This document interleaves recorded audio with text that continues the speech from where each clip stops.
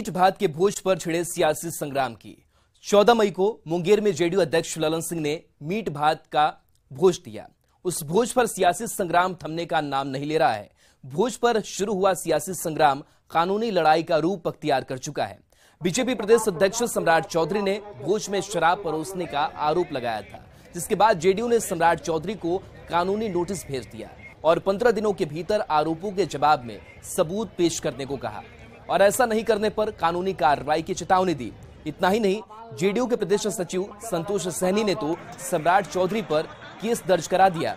उनके खिलाफ आईपीसी की धारा 504, 505 के तहत मामला दर्ज कराया गया है।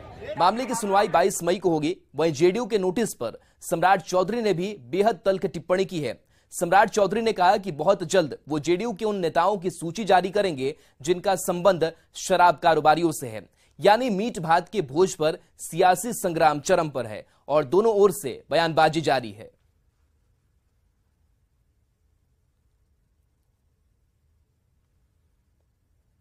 हमारी पार्टी के जिला अध्यक्ष नचिकेता मंडल ने, चूंकि पिछड़े और दलित, अगर उनको माननीय सांसद ललन बाबू ने सम्मान दिया तो उसकी सार्वजनिक आलोचना और ऐसे मंतव्य जो दोषपूर्ण थे तो कानून का जकड़न गर्दन तक जाएगा। जो नोटिस दिया है उनसे जाके पूछिएगा, नोटिस उन्होंने दिया है।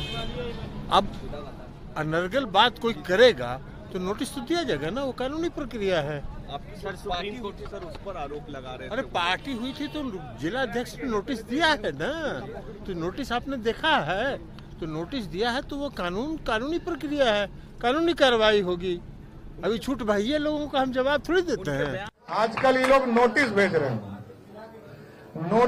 रहे हैं, अरे मैंने तो नीतीश बाबू को कहा, कितने जगह जनता दल यूनाइटेड के लोग शराब माफिया से जुड़े हैं, वो भी लिस्ट हम जारी करेंगे, एकदम बेफिक्र रहिए।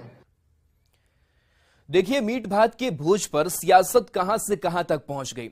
कभी जेडीयू के अध्यक्ष रहे और हाल ही में बीजेपी में शामिल हुए पूर्व केंद्रीय मंत्री रामचंद्र प्रसाद सिंह यानी आरसीपी सिंह ने जेडीयू अध्यक्ष ललन सिंह पर जोरदार हमला बोला है।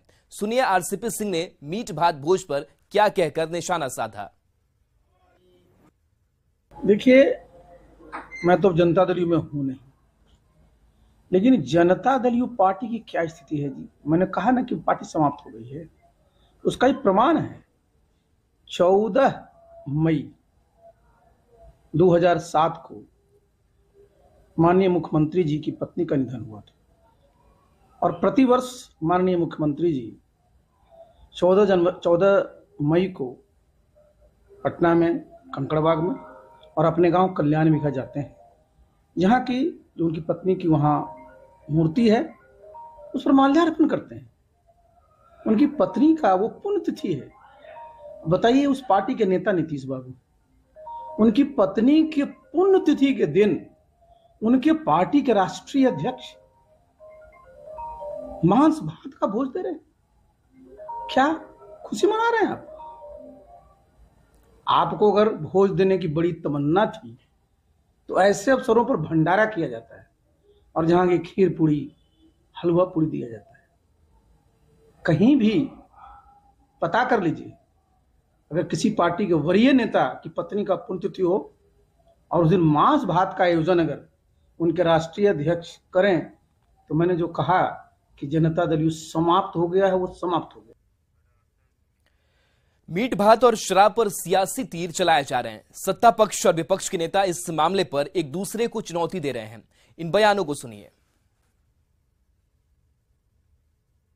जिस तरह से बीजेपी इस पे टिप्पणी कर रही है, मुझे तो हंसी आ रही है कि क्या बीजेपी नेताओं के पास कुछ नहीं बचा। जब सरकार में थे तो जन कल्याण योजनाओं का काम किया नहीं, और जब सरकार के लोग बिहार की तरक्की के लिए काम कर रहे हैं तो उन्हें कोई मुद्दा नहीं मिल रहा है, तो मुद्दा से भटकाने के लिए इस तरह की टिप्पणियां कर रही हैं। यहाँ पे कौन सच्चा कौन झूठा बोलना मुश्किल है, क्योंकि दोनों ही झूठे हैं। एक अपने स्टेट को बेवकूफ बना रहे हैं, अपने लोगों को बेवकूफ बना रहे हैं शराबबंदी के नाम पर, जबकि शराब खुलेआम बिक रहे हैं, माफिया भी आराम से पल रहे हैं। और दूसरा, मीट भात के नाम पर लोगों को और ज्यादा क्या कहते हैं, एक सियासी माहौल क्रिएट करने की कोशिश करते हैं, जबकि नीतीश कुमार जी की पत्नी का पुण्यतिथि है और जिस वक्त बाबा राज्य पे आके एक अलग सा एक माहौल 5 दिनों के लिए क्रिएट करते हैं। और सबसे बड़ी बात है कि जब मांसाहारी भोजन की व्यवस्था हो तो भाजपा नेताओं के मुंह से लात टपकने लगता है। असल कारण यह है क्योंकि सबसे ज्यादा बीफ का निर्यातक जो कंपनियां हैं उसके मालिक भाजपा से जुड़ा हुआ है। जनता दल यूनाइटेड के नेता यह दावा कर रहे हैं कि 50,000 लोगों ने मीट भात खाया है। भाई 50,000 लोगों ने अगर मीट भात खाया है तो इतना मीट कहां से आया, किस कसाई खाने से आया, यह भी तो बताना चाहिए। रही बात जहां तक शराब परोसे जाने की, तो बिहार का बच्चा यह जानता है कि बिहार में शराब की होम डिलीवरी आम बात है।